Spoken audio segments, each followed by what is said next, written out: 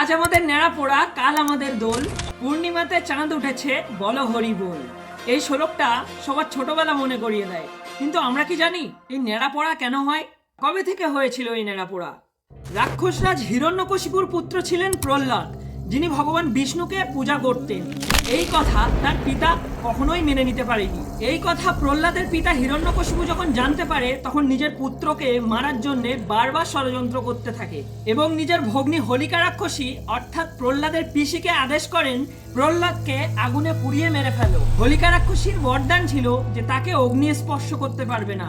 সেই জন্যেই ভাইপো প্রহ্লাদকে কোলে নিয়েই অগ্নিতে প্রবেশ করেছিলেন। ছোট্ট ভক্তের এহেন অবস্থা দেখে ভগবান বিষ্ণুর ক্রোধে হোলিকা রাক্ষসী অগ্নিতে পড়ে ছাই হয়ে যায়।